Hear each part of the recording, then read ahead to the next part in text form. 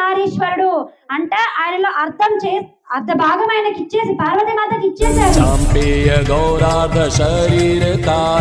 మొగుడు ఉండంగా ముండ చేసే మతం ఏందమ్మా? మొగుడు ఉండంగా ముండం చేసి పెడుతుంది. అసలు ఆ మొగుడికి ఎంత బాధ ఉంటది, ఎంత ఏడ్చుకుంటాడు. ఆ మట్టెలు బట్టలు అవి తీసేసేయండి, తాళి బట్టు తెచ్చేసేయండి. ఏమాయ్ నువ్వు కత్తి నూరు చారం చెప్పండి. అతను పేరు పెట్టుకొని, మరి నేను బాప్తిసం తీసుకున్నావు కదా, నీకు పేరు మార్చలేరా అని అడిగాను. మార్చారు, మాణిక్యమ్మ అని పెట్టారు. మళ్ళా మాణిక్యమ్మ ఎవరి పేరు? మాణిక్యమ్మ మన అమ్మవారి పేరే. మీ పక్కింట్లో క్రిస్మస్ ప్రార్థన జరిగితే నువ్వు పోయి తినొస్తావు మంచిగా చికెన్ బిర్యానీ. కొంచెమన్నా సిగ్గుండాలి మీకు పోయి తినడానికి వాళ్ళ ఇళ్లలో. క్రిస్మస్ ప్రార్థన పెట్టించిందంటే మన హిందువులవై వాళ్ళకి వడ్డిస్తారమ్మా. మన హిందువులవై వాళ్ళకి వడ్డిస్తారు. ఎందుకు వడ్డించాలా? వాడు జై శ్రీరామ్ చెప్తే నేను ప్రైజ్ లాడి చెప్తా. వాడు జై శ్రీరామ్ చెప్తే నేను ప్రైజ్ లాడి చెప్తా. పరమేశ్వరుని ఆదర్శంగా తీసుకోండి. అంత గొప్ప లోక రక్షకుడే పరమేశ్వరుడే భార్యకి ఏ స్థానం ఇచ్చాడు? ఆయనలో సగ భాగం ఇచ్చాడు. అంటే ఆడవాళ్ళకి ఎంత గొప్ప స్థానం ఉంది. అర్ధనారీశ్వరుడు అంటే ఆయనలో అర్ధ భాగం ఆయనకి ఇచ్చేసి పార్వతీమాతకి ఇచ్చేసారు.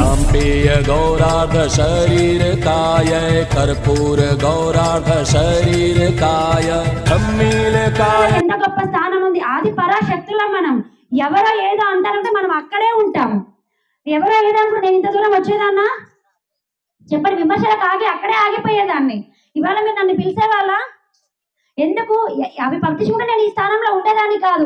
ఎప్పుడైతే ఎవరైతే మనల్ని విమర్శిస్తారో వాళ్ళే మన స్టేటస్లు పెట్టుకునే విధంగా మనం ఎదుగు చూపించాలి వాళ్ళకు. అర్థమవుతుందా అమ్మా? మీరు చేసే పద్ధతులు మీరు చెయ్యండి. ఇంకొకటి, ఫస్ట్ మీలో మీరు ఐక్యతతో ఉండండి. ఐక్యతతోటి ఉండండి. ఆయమ్మ అనుకుంటుందని ఈ అమ్మ, ఈ అమ్మ అనుకుంటుందని ఆయమ్మ కాదు. మీరందరూ భక్తి చింతనతో ఎప్పుడైతే ఉంటారో, భగవన్ నామస్మరణలో ఎప్పుడైతే చేస్తారో అప్పుడు మీకు అన్ని మంచి జరుగుతాయి. అమ్మగారు చాలా చక్కటి క్వశ్చన్ అడిగారు. నేను కూడా ఒకసారి ఇందాక పోయేటప్పుడు జై శ్రీరామ్ అని చెప్తే ఆమె ఏం పలకలేదు. క్రిస్టియన్ అమ్మ అని అడిగారు. ఆమె మొహం మీద పొట్టు లేదని. లేదు అని చెప్పారు. కొన్ని పరిస్థితుల్లో మనం పొట్టు తీసేయాల్సి వస్తుంది. ఎప్పుడు మన రాత మంచిగా లేనప్పుడు, మనకి సౌభాగ్యం లేనప్పుడు మాత్రమే భర్త చేసేస్తాం. అన్నీ ఉండంగా మొగుడు ఉండంగా ముండ చేసే మతం ఏందమ్మా? మొగుడు ఉండంగా ముండం చేసి పెడుతుంది. అసలు ఆ మొగుడికి ఎంత బాధ ఉంటది, ఎంత ఏడ్చుకుంటాడు. ఆ మట్టెలు బట్టలు అవి తీసేసేయండి, తాళి బట్టు తెచ్చేసేయండి. ఏమాయ్ నువ్వు కత్తి నూరు చారం చెప్పండి. అతను ఆమెను చూసి అనుక్షణం కుమిలిపోతాడు. నేను బతికుండగా నా భర్త విధవైంది ఏందా అని. మన సనాతన ధర్మంలో ఒక గొప్ప విషయం ఏంటంటే, సౌభాగ్యంతో నేను పుణ్యస్త్రీగా పోయినా పర్వాలేదు అనుకుంటారు. నేను పుణ్యస్త్రీగా పోయినా పర్వాలేదు అనుకుంటారు. అంత గొప్ప ధర్మం మనది. సౌభాగ్యంతో నిజంగా చెప్పండి, నువ్వు 1000 రూపాయలు పట్టు చీర కట్టాల్సిన అవసరం లేదు. సింపుల్ చీర కట్టుకొని చేతి నిండా గాజులు వేసుకొని బొట్టు పెట్టి పాపట్లో కుంకుమ పెట్టి నువ్వు ఎలా కనబడతావు? లక్ష్మీ లావా పుణ్యస్త్రీ వస్తుంది, మా ఇంట్లోకి రండమ్మ కూర్చోండి అని బొట్టు పెట్టి పంపిస్తాము. అదే ఇప్పుడు చెప్పింది అమ్మ, మెల్లో తాళ్ళు ఉండదు, కాలికి మెట్టెలు ఉండవు, చెవులకు కమ్మలు ఉండవు, నెత్తి మొహం మీద బొట్టు ఉండదు. ఆవిడని చూస్తే నీకేం చేయాలనిపిస్తుంది? మొగుడు ఉండడా లేడా అని అడుగుతారు ఫస్ట్. నేను కూడా చాలా మందికి అడుగుతానమ్మా. మా ఆయన అంటాడు, అదేంటి నువ్వు అట్లా డైరెక్ట్గా అడిగితే వాళ్ళు ఫీల్ అవుతారు కదా అని అంటాడు. ఫీల్ అవ్వతే అవ్వని, మొగుడు ఉంటే ఖచ్చితంగా బొట్టు పెట్టుకోమను. లేడని తిరుగుతుంది కదా, భర్త లేడని అన్ని తీసేసి తిరుగుతుంది. మనం భర్తకి ఇచ్చే విలువ అదేనా? బైబిల్లో ఎక్కడ కూడా బొట్టు పెట్టుకోవద్దు అని లేదు. ఎక్కడ మీరు ఎతికినా బైబిల్లో దొరకదు. అలంకరణ వద్దు అని ఉంటది. మరి చీర కట్టు కూడా అలంకరణే కదా, కట్టుకోవద్దు. ఎందుకంటే అది మన దేశ దేవుడు కాదు కదా.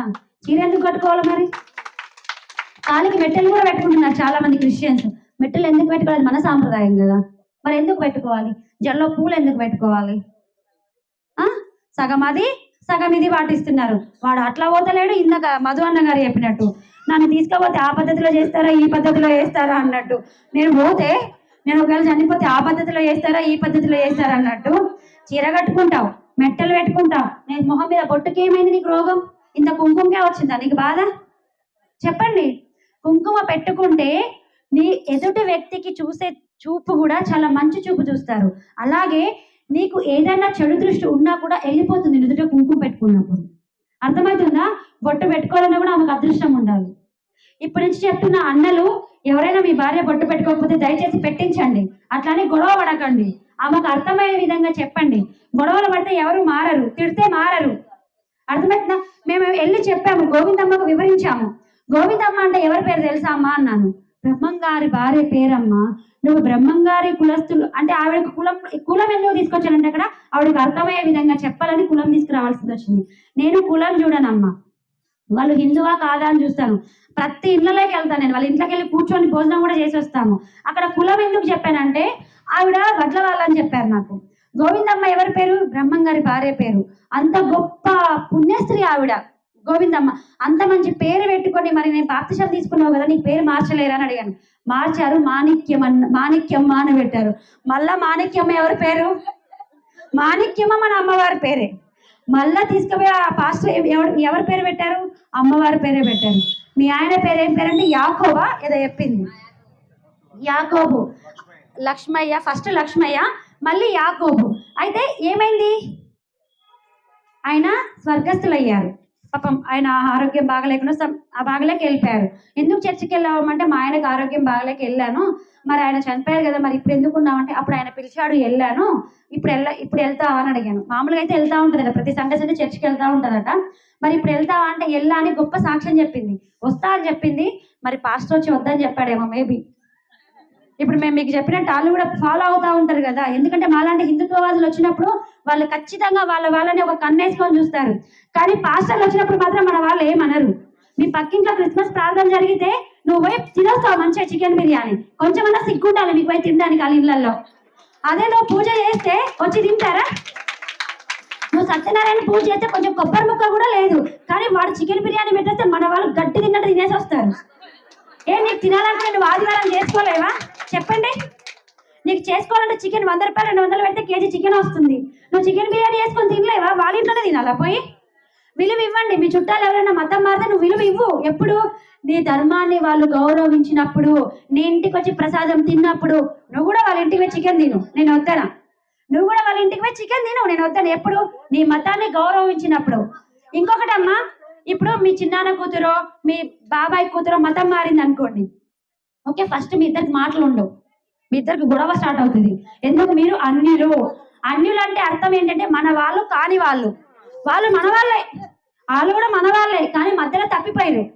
కాబట్టి మనం తల్లి దగ్గరికి తీసుకురావాలి. తల్లి ఏంటి? మన స్వధర్మం. తీసుకురావాలంటే మీరు మాట్లాడకుండా ఉంటే వాళ్ళు హిందూ ధర్మంలోకి వస్తారా? 1కి 10 సార్లు చెప్పాలి. భగవద్గీతలో చెప్తుంది, పని మాత్రమే నువ్వు చేయి, ఫలితం దేవుడికి వదిలేయి అని. అర్థమైందా? పని ఏంటి? నువ్వు చెప్పడం మన హిందూ ధర్మం గురించి. చెప్పకపోవడం వల్ల ఆమె మతం మారింది. మీ చిన్నాన్న కూతురు, మీ బాబాయ్ కూతురు, సరే ఆమె చేస్తుంది. వాళ్ళు హిందువులుగా ఉన్నప్పుడు ఇక్కడ అన్నదానం చేస్తున్నారు అంటే మన హిందువులు ఇక్కడ వడ్డించడానికి రారు. అదే క్రిస్మస్ ప్రార్థన పెట్టించారంటే మన హిందువులవే వాళ్ళకి వడ్డిస్తారమ్మా. మన హిందువులవై వాళ్ళకి వడ్డిస్తారు. ఎందుకు వడ్డించాలా? నీ ఇంటికి తిని వస్తారో వడ్డిస్తారు కూడా, రెండు. మరి నీ ఇంటికి రానప్పుడు నీకేమొచ్చిందంతా చెప్పండి? నీకేమొచ్చిందంతా? నీ ఇంటికి రానప్పుడు నువ్వెందుకు పోవాలి? నేను ఇస్తాను, నేను కూడా వేరే మతాన్ని గౌరవిస్తాను. నా ధర్మాన్ని గౌరవించినంత వరకే గౌరవిస్తాను. నా ధర్మాన్ని తిడితే నేను కూడా బూతులు తిడతాను. అర్థమైందా? నా ధర్మాన్ని తిడితే నేను ఫుల్ తిడతాను. నన్ను గౌరవిస్తే నేను కూడా గౌరవిస్తాను. వాడు జై శ్రీరామ్ చెప్తే నేను ప్రైజ్ లాడి చెప్తా. వాడు జై శ్రీరామ్ చెప్తే నేను ప్రైజ్ లాడి చెప్తా. ఎందుకు? నా ధర్మాన్ని గౌరవించాడు కాబట్టి. వాడు నన్ను రాళ్ళు రప్పలు అని దూషించినప్పుడు నేను కూడా 2 చెక్కల దేవుడు అని దూషిస్తా. మేకులే పీక్కోలేడు, జనాలకు రోగాలు ఏం తక్కువ చేశారని చెప్తాను. చెప్తామా చెప్పమా? ఇప్పుడు మీ నాన్న తిడితే నువ్వు ఊరుకుంటావా? ఏం చేస్తావు? కోపం వస్తుంది. మన నీ ధర్మాన్ని తిట్టినప్పుడు అంతకన్నా త్రిపుల్ కోపం రావాలనా లేదా? కానీ మన వాళ్ళకు రాదు. ఎందుకు రాదు చెప్పండి? చీము నెత్తురు ఏం లేవు మనకు. ఉన్నాయా మనకు? ఉన్నాయా లేవా? ఉన్నాయని చెప్పండి కదా, కొంచెం నా సంతోషం కోసం అన్నా. ఉన్నాయని చెప్తే నేను కూడా సంతోషిస్తా. మన హిందువులు కొంచెం కోపం ఉంది, పౌరుషం ఉంది అనుకుంటా. సరే, ఇప్పటి నుంచి ఇప్పుడు క్రిస్మస్ ప్రార్థనలు నడుస్తూ ఉంటాయి. ఎందుకంటే ఇప్పుడు 25 పుట్టినరోజు చేసుకుంటారు కదా. ఇప్పుడు ఎవరన్నా వెళ్ళి వాళ్ళ ఇళ్ళల్లో తింటారా? తినద్దు. ఎందుకు తినాలి? హ్యాపీ క్రిస్మస్, మెర్రీ క్రిస్మస్ అన్ని చేసుకుంటారు. వాళ్ళకి 2 పండుగలు ఉంటాయి, పుట్టిన పండుగ, సచ్చిన పండుగ. స్టేటస్లు కూడా మన హిందువులు హ్యాపీ క్రిస్మస్ అని పెడతారు. నీ పండగ కూడా ఎవడన్నా హ్యాపీ ఉగాది అని పెట్టిండా? హ్యాపీ సంక్రాంతి అని పెట్టిండా? మరి నువ్వెందుకు? బోడి మొహాలు వేసుకొని అందరు హ్యాపీ క్రిస్మస్ అని పెడతారు.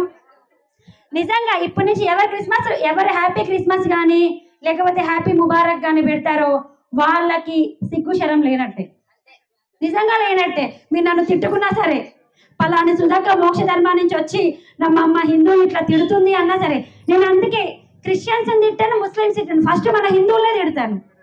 వీళ్ళకే నిజంగా పౌరుషం ఉంటే వాళ్ళ స్టేటస్లు పెట్టుకోరు. మీరు పెట్టుకోండి, మీ పండగలకు పెట్టుకోండి, మన దేవుళ్ళ పాటలు పెట్టుకోండి, మీకు ఎవరైనా వద్దంటారా? వాళ్ళ ఎందుకు పెట్టాలి? అర్థమవుతుందా?